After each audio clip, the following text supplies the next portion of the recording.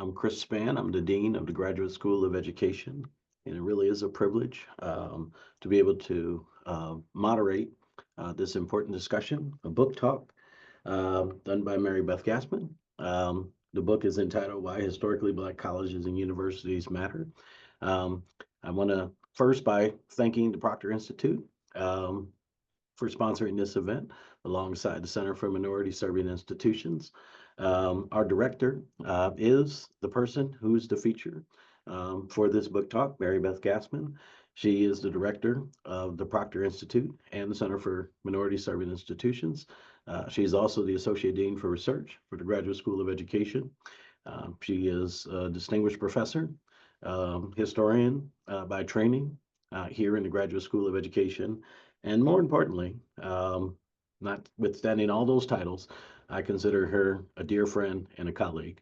And so I'm excited to be able to introduce her and also to be able to ask her a series of questions on this book panel as we explore her recent publication and what impact it has and in not only the profession, but in society.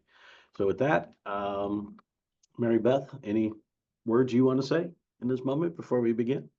Well, I'm really excited to be in conversation with you, Chris. Even if you weren't our new dean, I probably would have still asked you to do this with me because you're one of my favorite historians out there, somebody I really admire. So I'm really excited to be here to talk about my new book, which I have right here in case I forget something. And I'm also excited about all of the people who are joining with us, and I hope that you'll put questions in the Q&A. Really excited to talk to you all. But Chris, I never know what's going to come from you, so I'm excited about the questions and happy to talk about Black colleges for the next hour. No, that's I appreciate it. I never know what I'm going to say, so we'll take this roller coaster ride together. But why don't we start maybe with the easy question? What inspired you to compile this collection of your past work, and how do you see it contributing to the history of education or higher education or HBCU studies?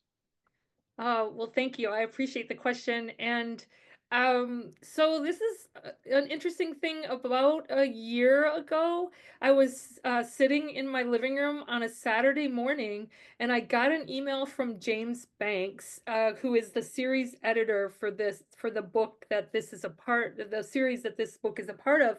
And James Banks, for those of you who don't know, hopefully you do, is really the father of multiculturalism and just somebody who when I remember being in my master's program, somebody whose work I read, in my PhD program, somebody whose work I read, and just someone I've admired for so long. And he reached out and asked me if I would like to do sort of an anthology kind of collection of my work. And he left it pretty wide open. He said, you've got a lot of work over the course of your 25 years. What really stands out to you, and would you like to do this? And I have to tell you, I literally answered immediately on a Saturday because I was so, first of all, honored, but secondly, really excited, even though I have other books that I'm working on right now, right? I was really excited. And the first thing that I thought about was the work that I'm probably most proud of in my career is my historical work. I really, really love doing historical work. Like you, I like the art of the story, like telling the story. I feel like being a historian is a little bit like being a detective and a storyteller together. And you're just kind of you're very evidence-based. You're looking for all of these interesting things and trying to uncover and unfold this beautiful story. And so I asked him, I said, what about doing a collection of my historical work? I've done a lot more than this, but these are probably I think there are my eight favorite pieces that I've done. And then I think the other thing I really liked, and if you ever get a chance to do this, I would definitely do it, is to go back and reread your work, which hopefully we'll talk a little bit more about. But I was able to add this extensive introduction, and I also added an epilogue that's all about my methodological approach. So for me, it was really really exciting to do, and it kind of came at the right time. It was a little bit soothing as well, to go back and see how you've grown over time. And then I am excited because I think that for students who are in history of education course or higher education classes focused on history, I think this really gives you a wider understanding of Black colleges, of African American higher education, of history of education. If you're interested in philanthropy and fundraising and money, in issues around gender law, I've sort of woven these all together in the book, and so I think it's really useful then. I also think one of the things right now, given everything that we're all going through, there are some powerful stories of resistance, of change, and of bravery in here that I wrote a long time ago, but that I've really kind of put a new spin on. And that to me is really needed. It's really needed sometimes. Sometimes we forget who we are, where we came from, and just the power that we all have in doing good and making a difference. And there are so many examples in here. That's powerful in itself, especially your the time you took to revisit and recontextualize your work and really kind of share with everyone the new insights and connections that you had. That in itself is always an important gem, not just for our students and junior scholars, but for those who are well established in the profession as well. Um, well, what do you hope readers will gain from this book, particularly those unfamiliar with historically Black colleges? Well, I always hope whenever I'm writing about Black colleges, but especially in this case, that readers understand the beautiful complexities of Black colleges. I think sometimes we just kind of hear the same things over and over and over. And what I love about the historical work that I've done, and I am very proud of it because I've worked really, really hard on this work over the years, is that I try to show this deep kind of complexity of the history of Black colleges. So, just as an example, I mean, one of the chapters is about the impact of the Harlem Renaissance on HBCUs. And people forget that the people who were that we laud as being part of the Harlem Renaissance, they were at Black colleges. They were going and teaching at Black colleges. They were interacting with Black students at Black colleges. Black colleges produced many of these individuals, and we sort of forget that sometimes. We kind of keep those two histories separate, and I love to bring them together. And in here I talk extensively about how Charles Spurgeon Johnson, who's someone I wrote my dissertation on, I wrote an intellectual biography of him, how he was really deeply instrumental in helping to craft the Harlem Renaissance. He was known by called by David Levering Lewis, the Pulitzer Prize winning historian of Du Bois, as an architect of the Harlem Renaissance. Well, Charles Johnson ends up being president at Fisk University and brings the Renaissance to Fisk University.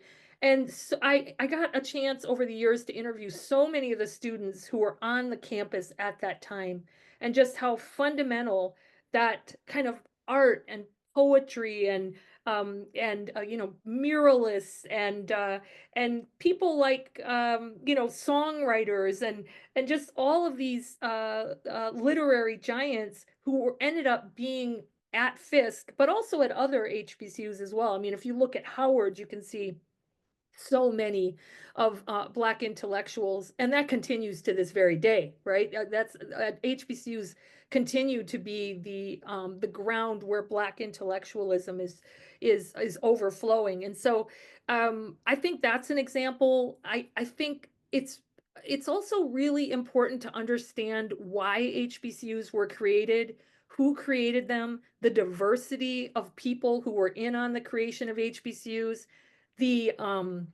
the motivations behind that. You know, one of your mentors and someone I admire so much, James Anderson, he's the reason why I'm a historian, has written extensively about this. I'm very influenced by his work and very interested in the motivations for the start of these institutions, how white philanthropy was involved in them, how Black philanthropy is involved in them, how the Black church is involved in them, and how they sort of play out differently depending on who was controlling the purse strings, right?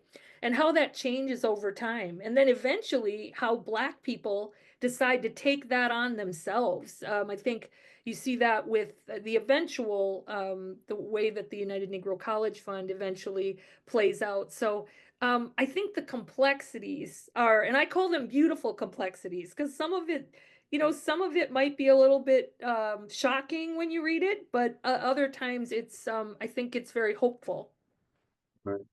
No, that's fantastic, and I think you really illustrate just how um, um, core to the business of democracy historically Black colleges are. That the foundation of this nation is built around democratic principles, and probably within almost every mission statement of a historically Black college is advancing the principles of democracy. And so, just to train people to go out and make the world better, I think your writing always illustrates that. But I thought this description of kind of some of those hidden contributions that people may not see as obvious, they just stand the test of time. Well, since we're both historians, I was hoping to talk a little bit about your methods. And clearly, archival history is an important methodological consideration for any historian, but so too is oral history. And I really was hoping to hear a little bit from you. Use it extensively in your writings in this book, but more importantly, what role do you see oral history kind of playing here? Um, Really to kind of amplify not only the voices, but perhaps the other kinds of source materials that we would have or scholarship that people have written on historically Black colleges. Sure. So there's a couple responses I have to that. One of the things is that one of the things I like about my research and research um, on HBCUs that I think is really good is when it's evidence based, when when you engage the voices of people at HBCUs, working with HBCUs, when you use the archives, when you use data that I think this is incredibly important. It doesn't have to be boring. It can be really, really lively. What disheartens me is when I see people writing about HBCUs and they're just sort of using rumor or quite frankly making things up, right? So I don't like to see that. But so for me, I think the last time I checked, I was somewhere over in the 25 years I've been a professor, or even before that, doing my dissertation work. I'm somewhere over interviewing 6,000 people. Hmm. And of those people, somewhere over 4,500 are African Americans and related to HBCUs in some way. Okay. So one of the things that's happened over time, and in this book, I think if you look across the whole thing, there's probably at least over somewhere over 500 people that I ended up interviewing for different things. And I always have to remember when you do oral histories that when people tell their own story, they're typically always the hero of their own story. Okay? Like we rarely tell a story where we're not the hero. And so I always had to keep that in mind when I was listening to them is okay, well, they're the hero of their own story here. And that's why I use archival data to sort of what qualitative researchers would call triangulate it, right? To see what's really going on there. And I also interview a lot of people and I kind of put those stories together. I also like to use oral histories that other people do because those are interesting too. They might ask different questions than I would ask. And I was very lucky that while I was doing all of this work, there are a lot of great oral history collections out there that you can use, that are available. Especially, a lot of people have documented the experiences of African Americans, and if you look in the book, you can see where all these oral history collections are. But I was able to do a lot of my own oral histories. I love meeting people, love hearing their stories. You can make them come to life if you see them, right? Like, there have been so many times where I've been in the kitchens of HBCU alumni while they're trying to feed me all kinds of food where I'm trying to interview them. Or I've been able to walk through people's living rooms where their entire wall is filled with pictures of their families, like, to really get a sense of who they are. I did this one interview that was really funny, where the entire time I was interviewing this person, they've since passed away, but they were drinking beer and shucking peanuts the entire time. So the whole interview, you can hear the peanuts dropping on the floor and the person popping the beer tops off, or whatever those are, the caps. And I remember being only about 24, 25 years old, maybe, when I was doing this interview, and just thinking, what do I do if this man keeps drinking, right? What do I do? Like, if I can't continue. I mean, he was pretty good at holding his liquor. So, but basically, over the years, I've that's been one of the most exciting things. And I had a book come out last year, called "The Power of Historically Black Colleges and Universities," and with along with my co-author Levon Esters, we did somewhere around 75 oral history interviews, and it was just as exciting. It's just as exciting. And when I was a young scholar, I remember some of my advisors, not my dissertation advisors, but some of the committee members cautioning me about doing oral history, that it might not be taken as seriously.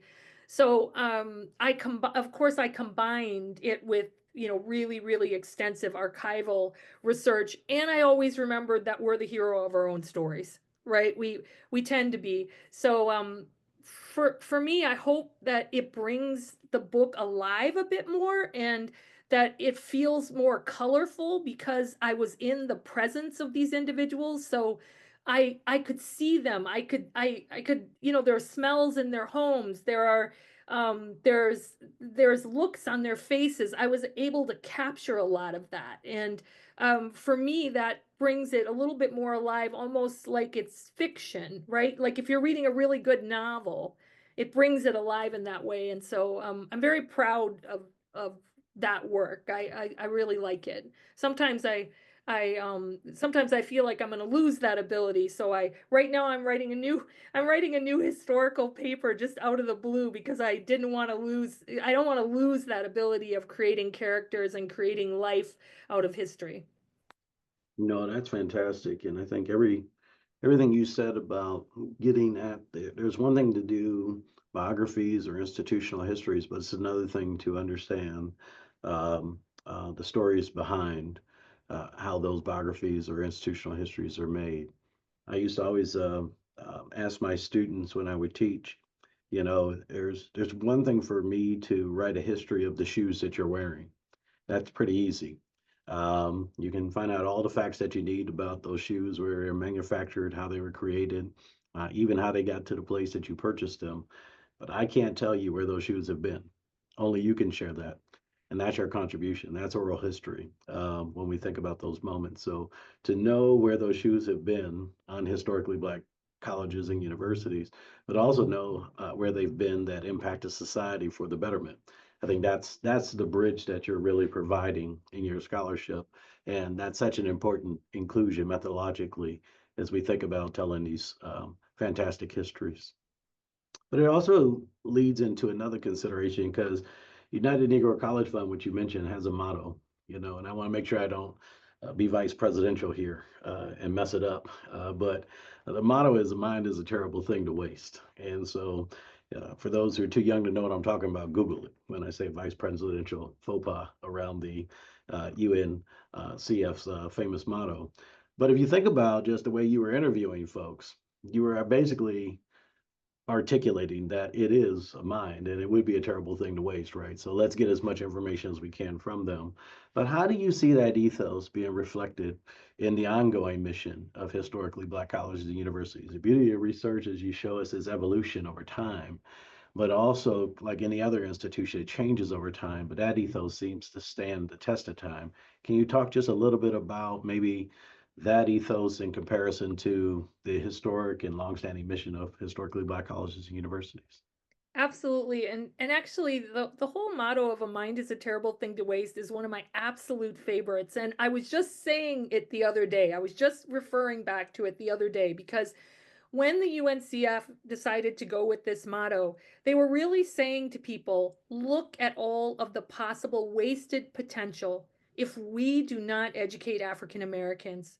Look, they would have these ads that would show a young black man with like a rocket coming out of his head. Like if we don't ensure that this individual is educated, we might not get this amazing technology. If they had ads related to doctors and lawyers, all kinds of things. And so just to bring this up to the current day, the other day I was thinking about this when I was sitting here thinking about, gosh, I hope that there are not attacks on historically Black colleges in this world that we're currently living in the United States, because I know that historically Black colleges built the Black middle class as we know it today. I know how powerful they are. I know I know, and when I say I know because I have data that shows this, right? I know that HBCUs are do a better job in terms of moving students up the socioeconomic ladder than anyone. I know that. Why? Because I have data that shows, I have extensive data. And so I was thinking about this the other day and I thought, you've got to go back to a mind is a terrible thing to waste, because that is the reason why HBCUs are so important, is because without HBCUs, you are not going to have as many young people that end up going to be doctors. You're not. You are absolutely not. And we have data that shows that, right? We know that Xavier University and Howard University are the number one producers of Black students who go on to medical school, and by the way, pass their medical board exams, which is incredibly important. We also know that institutions like Spelman College and Bennett College, if we didn't have them, we would have a big drop in the number of Black women who go on to earn graduate degrees in the sciences, because they push young Black women forward. We know that if you take a look across HBCUs, that they are doing more than the lion's share of work. Like they're, what's that called? Like punching above their weight, right? They're, when it comes to moving people up, when it comes to pushing people into graduate school and professional school. And we also know that these are places that are going to meet students where they are and bring them to where they want to be. And that's not just hyperbole. There's actual evidence that that is happening. There's all kinds of evidence. So, if I'm to get one thing across today, with talking to everybody and with this book and all of my work, is that there is an absolute need for HBCUs. If other institutions had done their job over the course of time, perhaps not. But that just is the fact is that HBCUs have come in and done the work that many institutions did not do and continue not to do today. So, incredibly important. And I would hope that for people listening, that if someone tells you that HBCUs are not needed, that you can go back to a mind is a terrible thing to waste. We need to make sure that every young person has the opportunity to shine. That for me, like my whole career is about opportunity. And I was given an opportunity. I think it's incredibly important for all of us to give people opportunity. And HBCUs give people opportunity. You can't argue with that. They give people opportunity. And if you want to argue, if people want to argue, I have a lot of data I'd be happy to share. So Well, I have my own anecdotal data that it doesn't my handful of examples don't outweigh your endless cabinets full of evidence in that sense. But you mentioned Jim Anderson, my mentor, who trained me to become the professor and administrator I am, Stillman College, historically black college. Um, can probably see him a little bit over my shoulder there, but Robert Jones, who's the current chancellor at the University of Illinois, Fort Valley State. Um, and Joanne Hodges, who counseled me when I was a knucklehead undergraduate student, trying to do everything in my power to flunk out of college. She went to Bennett College. And so when you look at these individuals, you realize that those were minds, thank goodness, that weren't wasted in that sense, and they had opportunities to go to school. Um, uh, in Georgia, there were no opportunities for Robert Jones to go to school because of the color of his skin, except a historically black college. In Alabama, there were no opportunities for Anderson to go to school because of his skin color, except Stillman and a handful of other spaces in that place. And the same was true in North Carolina with Joanne Hodges. And so uh, you and I are part of that first generation of Americans where we would have access to spaces outside of historically black colleges that ordinarily wouldn't have existed for a generation just prior. And I can't speak for you, Mary Beth, but I'm not that old. And so in that in that sense, I think this is the way historians should help shape and frame that understanding. But I was wondering if you could share just a little bit of your own personal stories. I mean, one thing about doing research is you're not only telling the stories of others, but you're learning a little bit about yourself, or you're learning a little bit of, like you said, on the road when you're in other people's homes and things of the such. But are there other personal stories that you might want to share as you were doing this work or revisiting this work or research moments that, really kind of added perspective while you were going through the process of writing and finishing this book? Yeah, sure. And thank you for asking that too. There are a couple of things. One, the introduction of the book, I decided to write a very personal piece about my own motivations and interest in HBCUs because typically that's the first question that people ask me because I'm white, right? So they typically will ask, why are you interested in this? How did you become interested? So I spent quite a bit of time writing this introduction, which is sort of something that I have thought deeply about, have written in parts before, but I wrote a whole new introduction and I talked a bit about where I grew up and my father and because in many ways my father ends up being the impetus for my doing research related to African American history and not in a good way. So I grew up in the Upper Peninsula of Michigan. You know this, but I grew up sort of out in the woods in a very rural area, and I grew up very, very poor. So my father was somebody who was my mom worked two jobs, my dad worked two jobs, but we were still very, very poor, and lots of kids. And my dad was someone who was very angry because he didn't get what he thought he deserved out of life. And when people are like that, they look for a scapegoat. And my father looked to African Americans, I would say, Latinos and I would even say Asian Americans. He did not do that with Native Americans because we grew up in a community that was heavily Native American. So, but he looked toward people who he thought were getting something that he wasn't getting, and he had a lot of jealousy and anger. And so as I was growing up, when I as I started to read more, I started to push back at him. We argued a lot. I found my dad to be very, very racist and started pushing back at him. Um, his life changed a lot as he got older and as he got more acclimated to other people. Most of his life, he hadn't been around a lot of people who were different than him.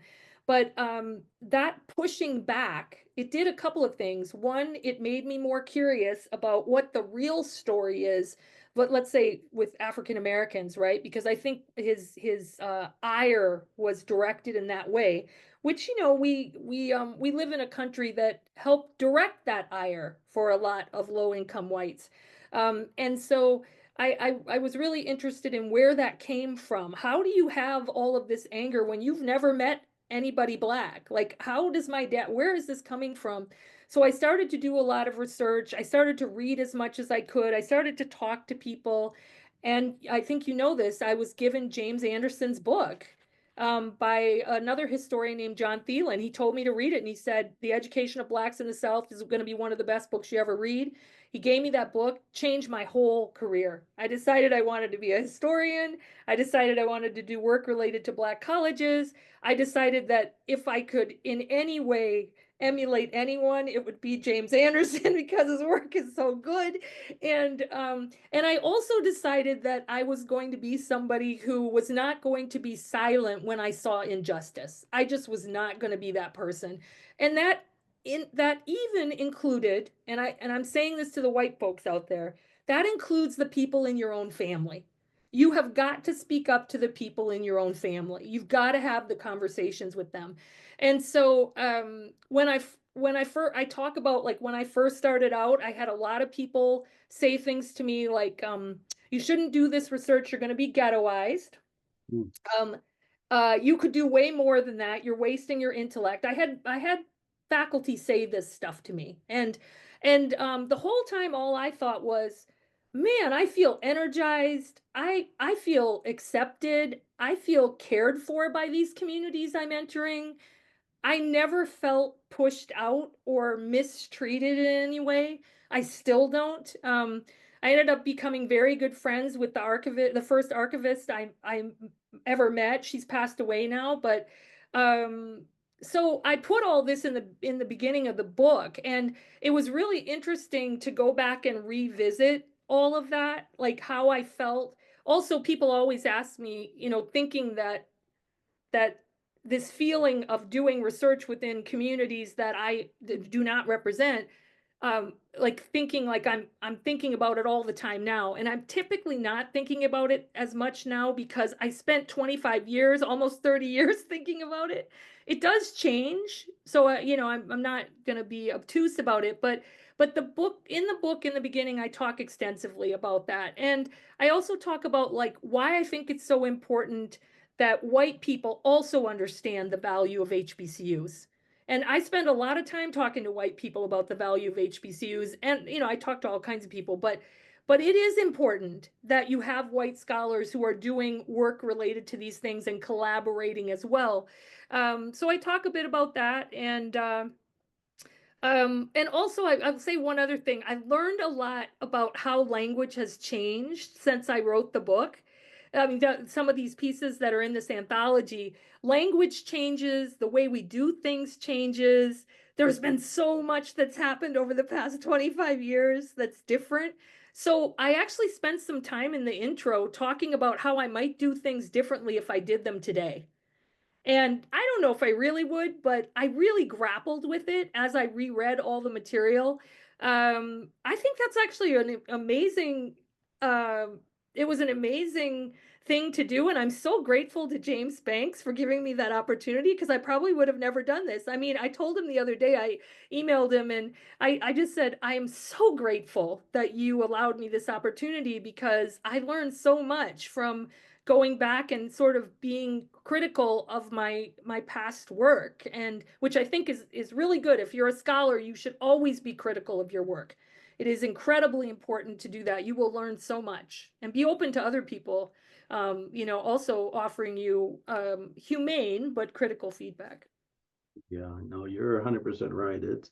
It's almost agonizing for me to go back and read my past scholarship because I see all the, like, why didn't I say this, or why didn't I do that, or why didn't I do this? And it's real, you realize that's where your understanding was in that moment in your Yes. life. But now you also see your growth points from that moment. And so rather than going back and being your worst critic, you get a chance to see kind of your own evolution in the way you've come to understand the past in this sense.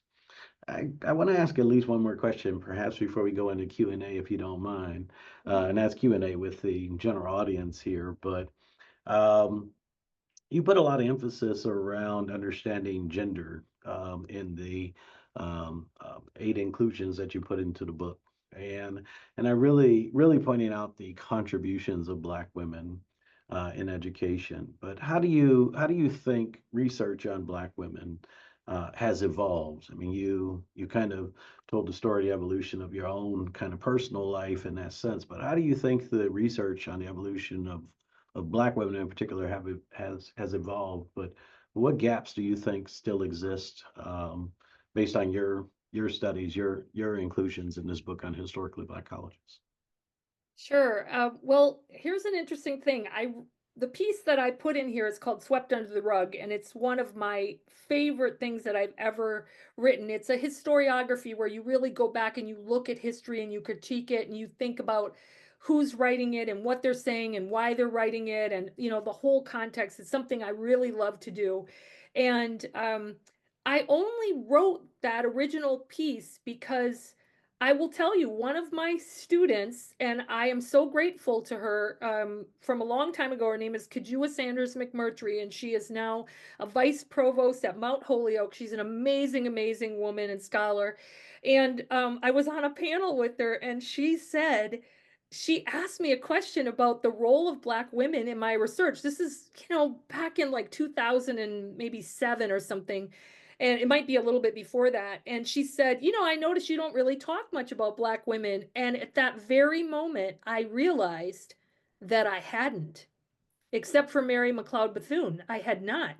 That was a really good thing for her to say. And some scholars might have gotten mad that she did that right in front of a whole group of people, but I actually thought, Kajua, I am really glad that you said this because it changed my whole perspective. And what I realized, I went back and looked at all the research written about the history of Black colleges and even some of the stuff that is not history. And what I noticed is that Black women were swept under the rug. They are not in that history. They're itty bitty little thing, right? Now, this is before you had people writing like Stephanie Evans and a variety of people who've written since then. But I wrote this article a while ago, and I wrote it before, it was right around the time when the term intersectionality was starting to get popular, right? It hadn't yet, but it was starting to. It's that you had Kimberly Crenshaw beginning to write these pieces about it. I went back and researched all of this right after the fact. Like, why didn't I use intersectionality? Well, because most people weren't writing using that term. It comes Right. out a few years later. And so I am so glad and so grateful to Kajua because from that point forward, I always am trying to include the voices of Black women. And I also, what I did is I did a critique of all the research, and I basically critiqued people for not bringing Black women in, but I also critiqued myself because you can't critique all the educational historians and people writing without critiquing yourself. So I Right. critiqued myself, and I was a little nervous about doing that, but I'm glad that I did because I also had left Black women out for the most part. I will say that there is so much, really, really good research related to Black women in general in higher ed right now. I still think we need more when it comes to Black colleges. I think that it's, Black colleges still to this day tend to be run by men. Money tends to be in the hands of men, meaning white men. And that still plays a part. And we need to know a lot more. There are some people doing good work, like one of my former students, Felicia Commodore, does a lot of work on Black women in HBCUs. There are people doing it. I'd love to see more. I would love to see more. And it's definitely increased, but and I'm talking about Black women in HBCUs. I'd love to see more. I'd love to see someone do just an incredible piece about the Black women leaders of HBCUs, especially those who, weren't allowed to stay in those positions very long because they were brought in because they were innovative and let go because they were innovative. So I'd love to see somebody really go deep into those areas. I'd also, just like I said, there are a lot of more people doing research on HBCUs in general, which is really, really exciting to me. I'm not as many doing historical work, but a lot doing contemporary work. No, you're 100% right, and I think the more that we, as a profession, nuance kind of um, intricacies of this history of these institutions, their long-standing power to advance democracy in America, I think the better, and really recognize it from how every person who every consideration that is happening has purpose, and our job as historians is to kind of, find that understanding and do our best to articulate it. You mentioned Professor Commodore. She's at the University of Illinois now. She took my old faculty office, so she's on now. I want to apologize for all the dust I left in that office in my mad rush to move here to New Jersey. But I do want to say one thing before I go into my last question, and then we'll open it up to the Q&A. I loved hearing you say how we have to do a better job of understanding. In some ways, I heard you say the diversity within this diverse institution, and I'm always reminded of Wilberforce University. And if you ask the average person, well, how did Wilberforce get its name? It's a historically black college. Most people probably wouldn't be able to answer that question. And it's founded by the AME Church. And Richard Allen is the founder of the African Methodist Episcopal Church. So why wouldn't they name it Richard Allen University or Allen University? Mhm. And the answer was very simple. Wilberforce was a staunch abolitionist. He didn't believe in the slave trade. He did everything to advance the needs of people of African descent. And so we want our university named after someone who is a sharp ally and a presence in the not only the lives but the futures of people of African descent. And so when you see that, you see true strategic partnerships and alliance. You see reverence for people who today we would say, oh, that's a different person, or that person is not tied to a historically black college. But it's anything but the case. And so for us to just study the specifics and realize how much not only intersectionality, but just sense of cooperation and community that people had, sense of brotherhood. I think all of these things are wrapped up into these stories. And so I appreciate the work that you put together. And I look forward to, I don't know, 25 more years of you putting out books in this regard.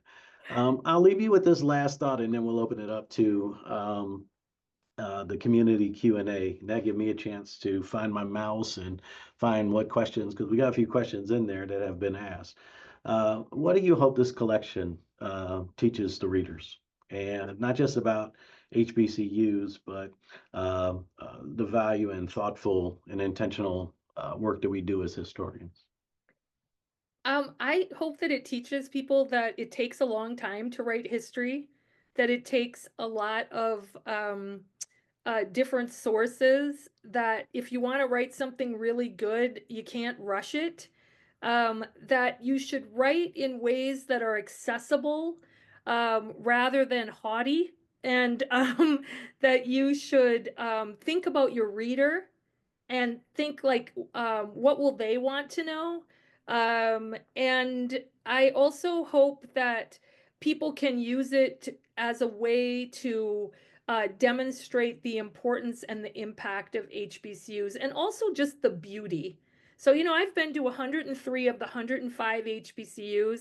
And one of the things that I will say is that it is a beautiful experience. It is a beautiful experience. I mean, just across the board, I think the warmth and also the community is a very beautiful, special experience that not everybody gets to take part in. And hopefully, if you read the book, you can sense that, and maybe you'll go visit an HBCU and maybe you'll donate to it, which I think is really important too. So I do No, that every year. Incredibly important. So. no, I agree with you 110% there. Well, thank you for entertaining my questions. And I'm going to open it up now to our questions from the audience. I'm looking at them here, so you have to forgive me if I'm staring a little bit away from the camera because my bifocals don't work as well as other people's bifocals in this sense. I do see one question or comment right up front. about terminologies such as historiography. And historiography is just the way historians conduct research, or there is a particular theme that they're writing about in history.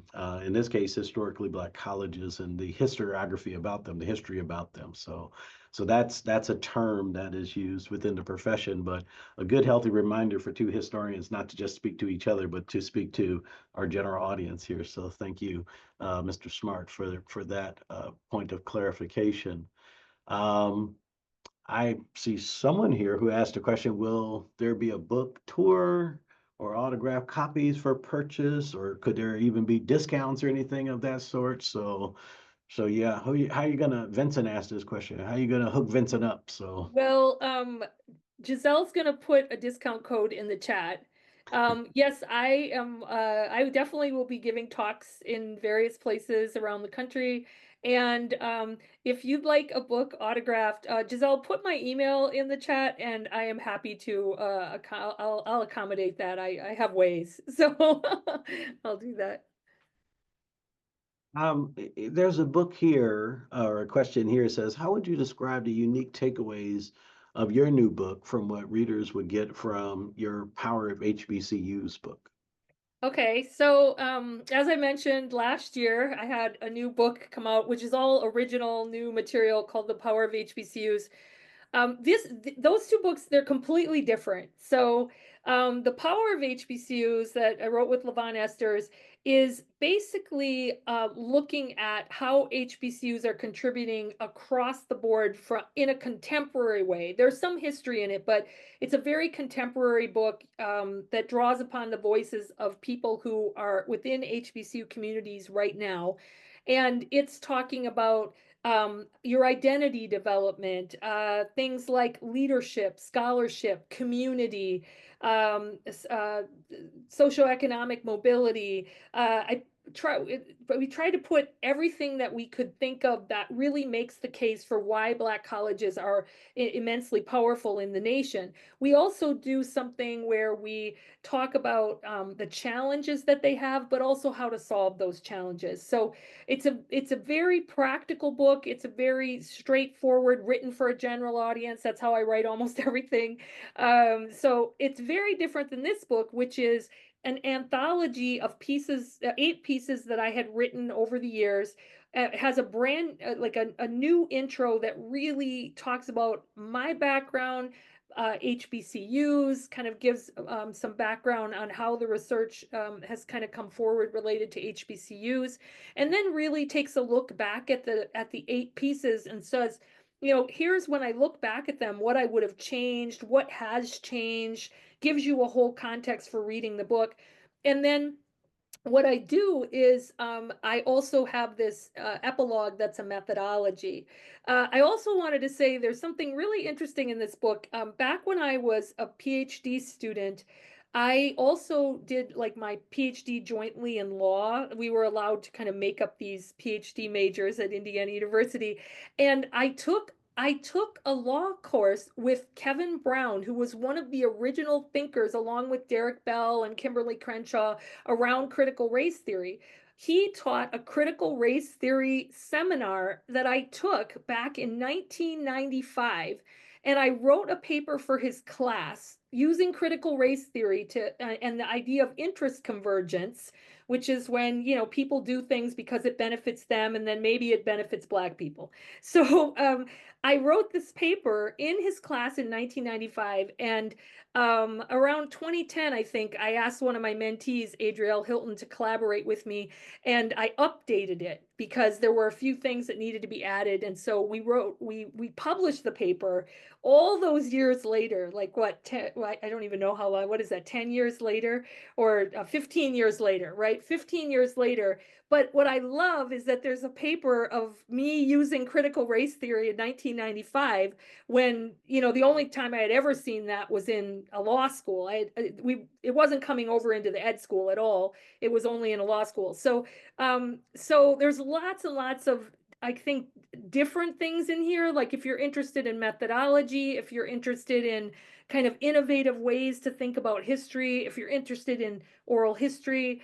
So to me, they're very, very different books. But I really like them both. So, and I really love the covers too. I like to use original art on the covers. And this is an Aaron Douglas mural. And Aaron Douglas was part of the Harlem Renaissance, but also was a professor at Fisk University and did amazing murals at Fisk University. So like to put those kinds of things on the cover. No, this is excellent. There are a couple questions as I had a chance to kind of peruse, and I'm gonna combine them here, but essentially the question is, um, given the current kind of political climate that we're in, what are your thoughts about the future of HBCUs? I know as historians, we don't like to perjure ourselves and try to predict the future when we study the past, but do you have any thoughts on this matter? I do. And, I happen to be a historian who somewhere along the way, people kept asking me questions about HBCUs in the current day. So I had to get myself up to speed. And so I do about half history and about half qualitative research related to contemporary issues and HBCUs. And so here's what I would say is that I think the most important thing to do is to resist any kind of dismantling of HBCUs. I think that it is incredibly important to tell the story of HBCUs, tell as much of it as you can. If you went to an HBCU, regularly tell your personal experience. If you work at an HBCU, do the same. If you're leading an HBCU, do the same. I think it's really important to, if there are challenges, to work on those challenges, be honest about those challenges, and collaborate with people, and just if you're leading an HBCU, you should be working with senators and representatives in your state to make sure that they always know that what your HBCU is doing and contributing. No one should ever be surprised about the greatness of an HBCU in your state. That's incredibly important. I also think that people should give to HBCUs. It's so important to give to HBCUs. I do it every single year, just something that I'm very, very proud of, that I care about deeply. These are all things that you have to do in order for people to realize the importance of HBCUs. You have to show that they're important to you, and that's when people will also see that they're important. So am I concerned? I am somewhat concerned, but one thing I know about HBCUs is I have never seen institutions stronger than HBCUs. Mm. HBCUs have that motto, I'll find a way or make one, right? And that's all I've ever seen HBCUs do, is be able to, I wish that they didn't have to do this, but they've always been able to overcome struggles. If you look at an institution like Morris Brown College, started by the African Methodist Episcopal Church. I mean, I was so proud to be on their board, and was all but shut down. And under the leadership of Kevin James, has come back and is doing so well. That's an HBCU story right there. That's an HBCU story, and so that's what I'm going to be thinking of during this time. Is I'll find a way or make one. I use that as my own motto, by the way, too. So I think it's a great motto. It's one of the best ever It ever is. established. Yes. There's one last question, and I know I'm looking at the time, so I want to be very mindful of this as well. But the person says, I'm a grant writer at Cheney University. What can small HBCUs like ours do to help share our knowledge with folk like you? If you're asking if you want to share what you do with me, you can just reach out. I do know the president at Cheney fairly well, so and talk to him occasionally. So I definitely keep track of what's happening at Cheney, because I live in Philadelphia, and so Cheney and Lincoln are right in my backyard basically, and have been there many times. I would also say, as a grant writer, one of the things that you want to do is you want to find the best way to tell not only the history, you got to tell the story of the current day Cheney. And Cheney's been through a lot and it's doing much better now. You got to tell that story. Just like I just told that story of Morris Brown, you got to tell that story of Cheney, and really, and I'm sure you do, but and get people to kind of lean into that story of hope and survival and resilience. And again, I wish that didn't have to be the story, but in this country that we live in, that is the story. That is the story, and it might be all of our stories as we're moving forward. So I would definitely tell those stories as much as you can. Examples, student examples are the very best thing, and there are so many great HBCU student examples. Well, Dr. Anything Gasman, else? I wanna thank you for um, just beyond mind stimulating conversation this past hour. Kudos to all your academic success and your writings. Much appreciation for the work you do. It's it always reminds me of James Baldwin saying, it's when people are always telling me that they're doing this and doing that, but I don't see them doing this and doing that. I get a little skeptical of their words. I've never been skeptical of your words because, as Baldwin say, I do believe what you're saying because I see what you do, in this regard. And I think that's absolutely essential in this moment. I do want to thank you. I want to thank our behind the scene participants to ensure that we had a very successful book panel webinar here. I never know what to call these Zoom sessions. I always call everything a Zoom session, but this is a webinar in this regard. I want to thank everyone who registered and who attended, who asked questions. I do want to let them know that this was recorded, and so there will be access to the recording, and that information, alongside other further resources, would be forthcoming. I very much want to thank anyone who's taken the time to not only read the scholarship of Dr. Marybeth Gasman, but who's taken the time to better understand the Graduate School of Education, the Proctor Institute, which I give special thanks, Mary Beth Center for Minority Serving Institutions, which I give special thanks. And I really do want to remind everyone that the work ahead, no different than what we've seen in the past, will have its challenges, but if addressed with strength and courage, they'll be overcome no different than they have in the past. And so, one last thing I want to mention before we go is that the recordings will be sent out to the attendees. And with that, I'm going to look at the clock. Say we have maybe 1 minute left, Dr. Gassman, if you want any parting words. And I'll leave that with you, and then we'll close out. Sure. Well, the last thing I'll say is, first of all, thank you, Chris, so much for moderating. I really appreciate it. And then just please remember that you have power in this moment, that you are not powerless. Don't let anyone tell you that you are powerless. You are not. You have an immense voice, you have an immense amount of power. And that's one thing that comes across in all of the work that I do related to HBCUs is the power of HBCUs and the power of voice and the power of persistence. So don't give up and don't feel powerless in this moment. We have way more power than we think we do. Thank you, everybody. No, thank you. And I wish everyone the best as they go through the day and the rest of the year. Take care. Thank you.